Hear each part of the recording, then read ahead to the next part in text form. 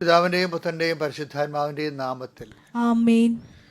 എൻ്റെ പ്രിയപ്പെട്ടവരെ, ഇന്ന് തിങ്കളാഴ്ച ജനുവരി 13 എല്ലാവരും നമ്മളെ കർത്താവിൽ ഉണർന്നിരിക്കുന്ന സുപ്രഭാതം. എല്ലാവർക്കും നമുക്ക് പ്രാർത്ഥിച്ചെടുത്ത് തുടങ്ങാം. ഈ ദിവസം അമ്മേ, പരിശുദ്ധ അമ്മേ, അമ്മേ പരിശുദ്ധമേ, ദൈവമാതാവേ, അന്ന് അങ്ങ് കൃപാസനത്തിൽ പ്രത്യക്ഷപ്പെട്ട് വരാൻ പോകുന്ന മഹാദുരന്തത്തിൽ നിന്ന് രക്ഷപ്പെടാനും എല്ലാവർക്കും വേണ്ടി പ്രാർത്ഥിക്കുവാനും ആവശ്യപ്പെട്ടിട്ട് 20 വർഷം തികയുന്ന ഈ വേളയിൽ കൃപാസനത്തിലൂടെ ഞങ്ങൾക്കും ഈ ദേശത്തിനും അങ്ങ് മധ്യസ്ഥം തേടി തന്ന എല്ലാ അനുഗ്രഹങ്ങൾക്കും കൃപകൾക്കും ഞങ്ങളിപ്പോൾ ഹൃദയം നിറഞ്ഞ നന്ദി പറയുന്നു. അമ്മേ പരിശുദ്ധമേ, ജപമാല മാതാവേ, സകല കൃപാസനം പ്രാർത്ഥനകളോടും ചേർത്ത് ഞങ്ങളിപ്പോൾ പ്രാർത്ഥിക്കുന്ന ഈ കുടുംബത്തിന്റെ പ്രത്യേക നിയോഗം, പ്രത്യേക പ്രാർത്ഥന ആവശ്യങ്ങൾ ഏറ്റുപറയുക.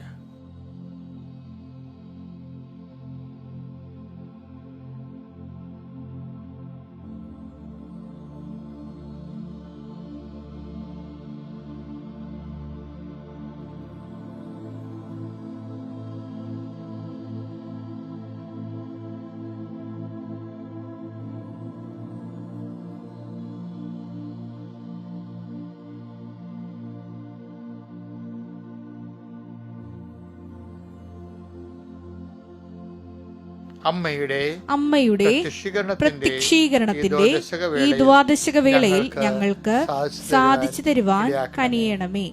ആമേൻ. വിശ്വാസ പ്രമാണം. സർവശക്തനായ പിതാവും ആകാശത്തിന്റെയും ഭൂമിയുടെയും സൃഷ്ടാവുമായ ദൈവത്തിൽ ഞാൻ വിശ്വസിക്കുന്നു. അവിടുത്തെ ഏകപുത്രനും ഞങ്ങളുടെ കർത്താവുമായ ഈശോമിശിഹായിലും ഞാൻ വിശ്വസിക്കുന്നു. ഈ പുത്രൻ പരിശുദ്ധാത്മാവിനാൽ ഗർഭസ്ഥനായി കന്യകാമറിയത്തിൽ നിന്ന് പിറന്ന് പൊന്തിയോസ് പീലാത്തോസിന്റെ കാലത്ത് പീഡകൾ സഹിച്ച് കുരിശിൽ തറയ്ക്കപ്പെട്ട് മരിച്ച് അടക്കപ്പെട്ട് പാതാളങ്ങളിൽ ഇറങ്ങി മരിച്ചവരുടെ ഇടയിൽ നിന്ന് 3-ാം നാൾ ഉയർത്ത് സ്വർഗത്തിലേക്ക് എഴുന്നള്ളി സർവശക്തിയുള്ള പിതാവായ ദൈവത്തിന്റെ വലതുഭാഗത്തിരിക്കുന്നു. അവിടെ നിന്ന് ജീവിക്കുന്നവരെയും മരിച്ചവരെയും വിധിക്കുവാൻ വരുമെന്നും ഞാൻ വിശ്വസിക്കുന്നു. പരിശുദ്ധാത്മാവിലും ഞാൻ വിശ്വസിക്കുന്നു. വിശുദ്ധ കത്തോലിക്കാ സഭയിലും പുണ്യവാന്മാരുടെ ഐക്യത്തിലും പാപങ്ങളുടെ മോചനത്തിലും ശരീരത്തിന്റെ ഉയർപ്പിലും നിത്യമായ ജീവിതത്തിലും ഞാൻ വിശ്വസിക്കുന്നു. ആമേൻ. സ്വർഗ്ഗസ്ഥനായ ഞങ്ങളുടെ പിതാവേ, അങ്ങയുടെ നാമം പൂജിതമാകണമേ. അങ്ങയുടെ രാജ്യം വരണമേ. അങ്ങയുടെ തിരുമനസ് സ്വർഗത്തിലെ പോലെ ഭൂമിയിലും ആകണമേ. അന്നു വേണ്ടുന്ന ആഹാരം ഇന്ന് ഞങ്ങൾക്ക് തരണമേ. ഞങ്ങളോട് തെറ്റ് ചെയ്യുന്നവരോട് ഞങ്ങൾ ക്ഷമിക്കുന്നത് പോലെ ഞങ്ങളുടെ തെറ്റുകൾ ഞങ്ങളോടും ക്ഷമിക്കണമേ. ഞങ്ങളെ പ്രലോഭനത്തിൽ ഉൾപ്പെടുത്തരുതേ, തിന്മയിൽ ഞങ്ങൾ രക്ഷിക്കണമേ. ആമേൻ. നന്മ നിറഞ്ഞ മറിയമേ, സ്വസ്തി. കർത്താവ് അങ്ങയുടെ കൂടെ സ്ത്രീകളിൽ അങ്ങ് അനുഗ്രഹിക്കപ്പെട്ടവളാകുന്നു. അങ്ങയുടെ ഉദരത്തിൻ ഫലമായി ഈശോ അനുഗ്രഹിക്കപ്പെട്ടവനാകുന്നു. പരിശുദ്ധ മറിയമേ, തമ്പുരാന്റെ അമ്മേ, പാപികളായ ഞങ്ങൾക്ക് വേണ്ടി ഇപ്പോഴും ഞങ്ങളുടെ മരണസമയത്തും തമ്പുരാനോട് അപേക്ഷിക്കണമേ. ആമേൻ. എൻ്റെ പ്രിയപ്പെട്ടവരെ, നമ്മളെ ഇന്നത്തെ പ്രാർത്ഥനകൾ ശരിക്കും പറഞ്ഞാൽ ഈ പ്രാർത്ഥനയും ഇന്നത്തെ ആഹാരമാണ്. ശരിക്കും എനിക്ക് പണ്ടുപോലെ ഉണ്ടായിരുന്ന ഒരു അഭിവാഞ്ചിയാണ് രാവിലെ ജനങ്ങളുമായിട്ട് പ്രാർത്ഥിക്കണം. അങ്ങനെയാണ് നമ്മൾ പ്രത്യക്ഷീകരണ പ്രാർത്ഥന 5:30 വെച്ചത്. ഇപ്പോഴങ്ങനെയല്ല. ഇപ്പം ഞാൻ തന്നെ നേരിട്ട് വന്ന് എല്ലാ ദിവസവും നിങ്ങളുടെ കൂടെ പ്രാർത്ഥിക്കുകയും അപ്പോൾ നിങ്ങളത് ഷെയർ ചെയ്യുകയും മറ്റുള്ളവരും നമ്മുടെ പ്രാർത്ഥനയിൽ പങ്കെടുത്തുകൊണ്ട് ഒരു ആധ്യാത്മിക ഔത്സുക്യത്തോടെ ഉണർവോടും ഉത്സാഹത്തോടും കൂടി ആയിരിക്കണം ഈ ഉഷസ് അങ്ങോട്ട് ആരംഭിക്കേണ്ടത്. പ്രാർത്ഥിക്കുക. കർത്താവായ ദൈവമേ,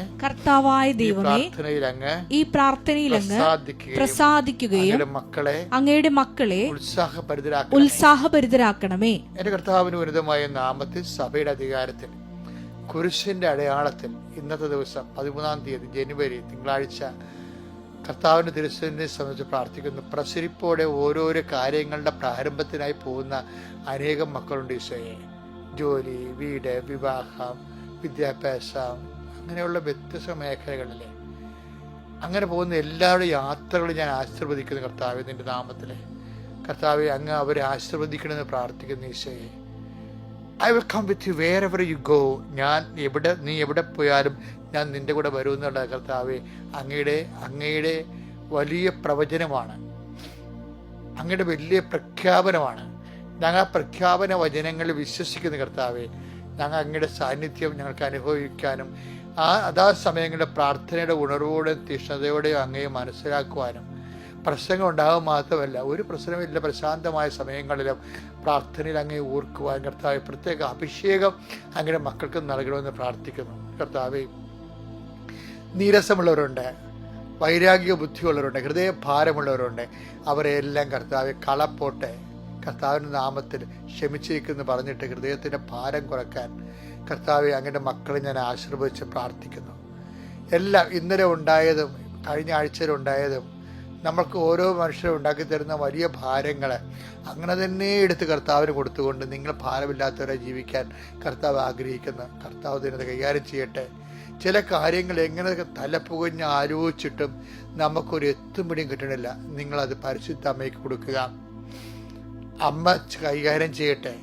എന്നിട്ട് നിങ്ങൾ ദൈവത്തിൻ്റെ കാര്യം ചെയ്തുകൊണ്ട് നടക്കുക. അവൻ പറയണ പോലെ ജീവിച്ചുകൊണ്ടും ചെയ്തുകൊണ്ടും നടക്കുക. അപ്പോൾ ദൈവം നമ്മുടെ കാര്യം ദൈവത്തിൻ്റെ രീതി അനുസരിച്ച് ക്രമീകരിക്കും. ഒരു സംശയമില്ലാത്ത കാര്യമാണത്. അതായത് ഒരു കാരണം, അതായത് ദൈവത്തിൽ ആശ്രയിക്കുന്നവനും എന്തിനും ഏതിനും ദൈവത്തിൽ ആശ്രയിച്ച് ശരണം വെച്ച് പ്രാർത്ഥിക്കുന്നവനും ഏത് തരം ദുരിതത്തിൽ ചെന്നാലും ദൈവം അവനെ രക്ഷിക്കും. കർത്താവ് നമ്മൾ പറഞ്ഞിട്ടുണ്ടല്ലോ, ലോകത്തിലായിരിക്കും ഞങ്ങൾക്ക് ഞെരുക്കങ്ങൾ ഉണ്ടാവുമെന്ന്. അത് കർത്താവിനും ആ ഞെരുക്കങ്ങളുണ്ടായി, മാതാവിനും ആ ഞെരുക്കങ്ങളുണ്ടായി, ഔസേപ്പിതാവിന് കൂടുതലും ഞെരുക്കങ്ങളുണ്ടായിരുന്നു. നമ്മൾ ഇന്ന് വായിക്കുന്നത് ആ ഒരു ഭാഗമാണ് വായിക്കുന്നത്.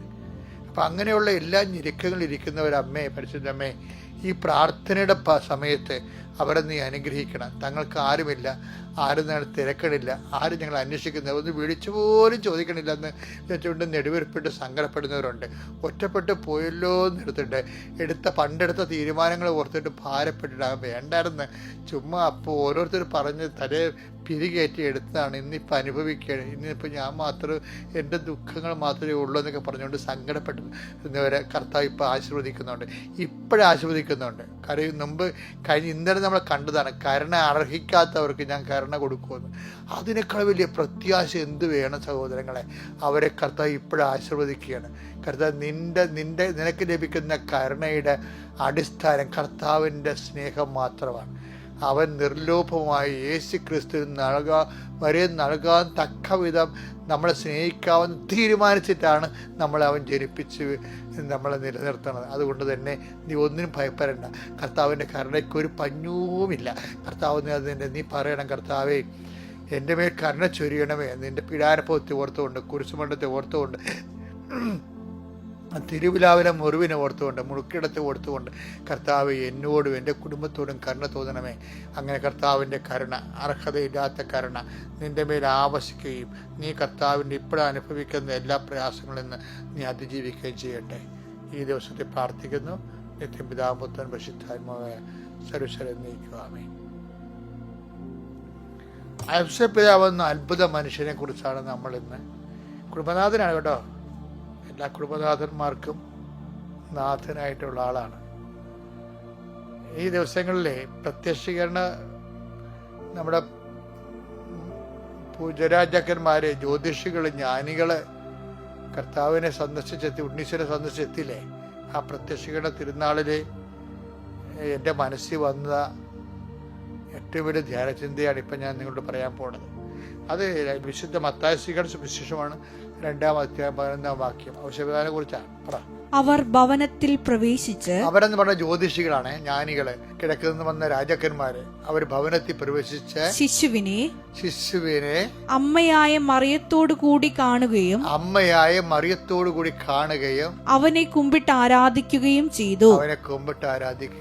നിക്ഷേപ പാത്രങ്ങൾ തുറന്ന് പൊന്നും കുന്തുരുക്കവും മീറയും കാഴ്ചയർപ്പിച്ചു.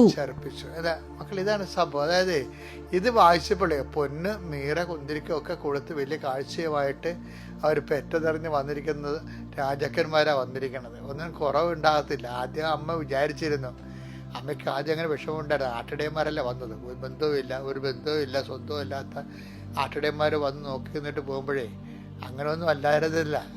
സ്വന്തം നാട്ടിലാണ് താമസിച്ചിരുന്നെങ്കിൽ, വീട്ടിലാണ് താമസിച്ചതെങ്കിൽ എത്രയോ പേര് തങ്ങളെ സന്ദർശിക്കാൻ എത്തിയെന്നൊക്കെ വിചാരിച്ചെങ്കിലും ദൈവം കൈവിട്ടിട്ടില്ല എന്നുള്ള സൂചനയാണ് രാജാക്കന്മാരെ തന്നെ, വീട്ടുകാരെക്കാൾ ഉപരി രാജാക്കന്മാർ. ദൈവം ഒരിക്കൽ നിനക്ക് നമുക്ക് ദൈവമേ കൈവിട്ടതായിട്ട് തോന്നുകയേ ഉള്ളൂ, പക്ഷെ ദൈവം കൈവിടത്തില്ല. ഇപ്പം വീട്ടുകാരിൽ നിന്നും ബന്ധുക്കളിൽ നിന്നും അമ്മയ്ക്ക് ഉണ്ണീശോയുടെ ജനനം അറിഞ്ഞ് മറ്റുള്ളവർ ആരും സമ്മാനം കൊണ്ട് വന്നില്ലെങ്കിലും സമ്മാനം കൊണ്ടുവരാൻ രാജാക്കന്മാർ ദൈവം തീരുമാനിച്ചു. എന്തൊരു രസമാണ്, എന്തൊരു സ്നേഹമാണ്, എന്തൊരു കരുതലാണ് ദൈവത്തിൻ്റെ. നമ്മുടെ കണ്ണ് ഒരു ജന്മം മുഴുവൻ നിറഞ്ഞു നിൽക്കുന്ന കരുണയാണ് ദൈവത്തിൻ്റെത്. ഇപ്പം പക്ഷെ ഒരു പ്രശ്നം അവിടെ ഉണ്ട്. എന്താണെന്നറിയാവോ? അവർ പുൽത്തോട്ടിൽ എത്തിയപ്പോഴേ ശിശുവിനെ അമ്മയായ മറിയത്തോടു കൂടെ കണ്ടെന്നാ പറയണത്. അപ്പൊ ഔസേപ്പിതാവിനെ കണ്ടില്ല. അവിടെ ഔസേപ്പിതാവിനെ കണ്ടില്ല. എന്താ കാര്യം? അദ്ദേഹം അപ്പോഴേ ഉണ്ണീശയ്ക്കും അമ്മയ്ക്കും വേണ്ട ആഹാരം തേടിപ്പോയിരിക്കുന്നു. അപ്പന്മാരുടെയൊക്കെ ഒരു അവസ്ഥ ഭയങ്കരമാണ്. എനിക്ക് തോന്നുന്നത് അമ്മയെക്കാളും ചില കാര്യങ്ങൾക്ക് ഔസേപ്പിതാവ് ഇത്തിരി കൂടി മുന്തിയ നിലവാരമല്ല കൂടി നിൽക്കുന്ന ചില സാഹചര്യങ്ങളുണ്ട്. കാര്യം അമ്മ പുരുഷന് ചുവട്ട് നിന്നു, അതൊക്കെ ശരിയാ. പക്ഷെ ഈശോ ഉയർത്തുന്നേപ്പ് കണ്ടു, സഭ വളരണത് കണ്ടു, ഉയരണത് കണ്ടു. അപ്പോസ്തലന്മാര് അമ്മയുടെ ആശീർവാദം വാങ്ങിച്ചുകൊണ്ട് എല്ലാ രാജ്യങ്ങളിലേക്കും പോകുന്നത് കണ്ടു. പരിശുദ്ധാത്മാവ് നിറഞ്ഞുകൊണ്ട് പെന്തക്കോസ്താ ദിവസം അപ്പോസ്തലന്മാരുടെ കൂടെ ഇരുന്ന് പ്രാർത്ഥിച്ച്, അങ്ങനെ എത്ര നല്ല നല്ല കാഴ്ചകള് ഹോശാന പാടി എതിരേറ്റുകൊണ്ട് വന്ന ഈശോയെ അമ്മ കണ്ടു. അങ്ങനെ എല്ലാ നല്ല നല്ല കാര്യങ്ങളും അമ്മ കണ്ടായിരുന്നു. ഒന്നും കാണാനൊരു പാവപ്പെട്ട മനുഷ്യനെ ഔസേപ്പിതാവ് സ്വപ്നങ്ങൾ മാത്രം കണ്ടു. ആ സ്വപ്നങ്ങൾ മാത്രം വിശ്വസിച്ചുകൊണ്ട് തന്നെ ഏൽപ്പിച്ച ജോലി പൂർത്തിയാക്കി. എന്നിട്ട് ഈശോക്ക് 20 വയസ്സുള്ളപ്പോൾ തൻ്റെ ജോലി പൂർത്തിയാക്കി താൻ മറഞ്ഞു പോകും. എന്നോട് പറയും, എൻ്റെ മകൻ വലുതാകും, അവൻ ദൈവത്തിൻ്റെ അടുത്ത് ദൈവത്തിൻ്റെ പുത്രനായി എത്തും, അതൊക്കെ മുമ്പ് ഞാൻ അവന് വഴിയൊരുക്കാൻ വേണ്ടി പോകണമെന്നും പറഞ്ഞ് അദ്ദേഹം തൻ്റെ ഏൽപ്പിച്ച ജോലി പൂർത്തിയാക്കി അദ്ദേഹം വിട പറഞ്ഞു പോകും. ഒരു സാന്ത്വനമോ ഒരു നന്ദിയോ ഒന്നും അനുഭവിക്കാതെ ആ ജോലി മാത്രം ചെയ്തു പോയ എത്ര അപ്പന്മാർ നമ്മുടെ കുടുംബങ്ങളിലുള്ളത്. ചിലപ്പോൾ അപ്പം വെളുപ്പിനെ എഴുന്നേറ്റ് പോയിട്ട് ഒരു ജോലിക്ക് രാത്രി വരുമ്പോൾ രാത്രി പിള്ളേർ ഉറങ്ങിയും പോകും. ചിലർ അപ്പന്മാർ കഷ്ടപ്പെടാനുള്ള എല്ലാം കഷ്ടപ്പെടുകയും, അമ്മമാർ നമ്മളൊക്കെ ഇടയ്ക്കൊക്കെ പറയുകയും, ഞാൻ അമ്മമാരെ കൊച്ചാക്കി പറയുന്നില്ല, എന്നാലും ചില അമ്മമാർ പറയും, ഞാൻ നിന്നെ 10 മാസം നൊന്ത് പെട്ടതല്ലേ എന്നൊക്കെ പറഞ്ഞുകൊണ്ട് അമ്മ എന്തെങ്കിലുമൊക്കെ ക്ലെയിം പറയും. അപ്പനൊരു ക്ലെയിം പറയത്തില്ല, നിശബ്ദനായിരിക്കും. അമ്മക്കൊക്കെയാണെങ്കിൽ അവർക്ക് ആ മക്കളല്ലേ കുടുംബത്തിലൊക്കെ പലപ്പോഴും നിൽക്കണത്. പക്ഷെ അമ്മയോടായിരിക്കും അവർക്ക് താല്പര്യം. അപ്പനോട് അവർ താല്പര്യം ഉണ്ടെങ്കിലും പേടിയാണ്. അമ്മയോടെ അവർ സംസാരിക്കത്തുള്ളൂ. പിന്നെ പെമ്മക്കൊക്കെയാണ് അപ്പനോടൊക്കെ കുറച്ച് സ്നേഹമുള്ളത്. പക്ഷെ അവരെ കെട്ടിച്ചു വിട്ടിരിക്കും. അപ്പന് ആരും ഇല്ലാത്ത ഒരാളാണ് ശരിക്കും പറഞ്ഞാൽ. എല്ലാം ദൈവത്തിന് വേണ്ടി ചെയ്യുന്നൊരു മനുഷ്യൻ. അവരുടെ ആദ്യത്തെ ആളാണ് ഈശോയുടെ അപ്പൻ, ഔസേപ്പിതാവ്. ഇപ്പം എന്തെങ്കിലും തരത്തിൽ അപ്പന്മാർക്ക് കുടുംബത്തിൽ എന്തെങ്കിലും ഒരു കുറവ് അവരുടെ ബുദ്ധിമോശം കൊണ്ടോ അല്ലെങ്കിൽ മനഃപൂർവ്വം അവഗണന കൊണ്ട് വന്നു പോയെങ്കിൽ നിങ്ങളൊന്നും വിഷമിക്കുകയൊന്നും ചെയ്യരുത്. കാര്യം എന്താ? നിങ്ങൾക്ക് തുണയായ ഔസേപ്പിതാവുണ്ട്. ഒന്നും കൈപ്പറ്റാതെ പറയുന്ന എല്ലാം ചെയ്തുകൊണ്ട് ഏൽപ്പിച്ച ജോലി പൂർത്തിയാക്കി പോയ മനുഷ്യൻ നിങ്ങളൊക്കെ അവിടെ കാത്തിരിക്കുന്നുണ്ട് സാന്ത്വനപ്പെടുത്താൻ. അപ്പം അങ്ങനെയുള്ള നല്ല മരണത്തിന് വേണ്ടി മാത്രമല്ല, നന്ദിയില്ലാത്ത ജീവിതത്തിനും നന്ദി നഷ്ടപ്പെടുന്ന ജീവിതത്തിനും ഔസേപ്പിതാവ് തന്നെയാണ്. നന്ദി കിട്ടാത്ത ജീവിതത്തിനും ഔസേപ്പിതാവ് തന്നെയാണ് നമുക്ക് ഒരു മാതൃകയാണ്. യേശുവിൻ്റെ കാണാൻ വരുമ്പോൾ പൂജ്യരാജാക്കന്മാർ വരുമ്പോൾ അവിടെ ലൈം ലൈറ്റിൽ വരണത് അമ്മയും ഉണ്ണീശോയും മാത്രമാണ്. പാവപ്പെട്ടവൻ നെടുപ്പുര പോലും അവിടെ ഇല്ല. ഔസേപ്പിതാവിനെ മധ്യസ്ഥം വഹിക്കുന്നവർ ആത്മശക്തിയുടെ ആൾരൂപങ്ങളെ മാറട്ടെ എന്ന് ആശംസിക്കുന്നു. കർത്താവ് നിങ്ങൾ അനുഗ്രഹിക്കട്ടെ. Praise the Lord.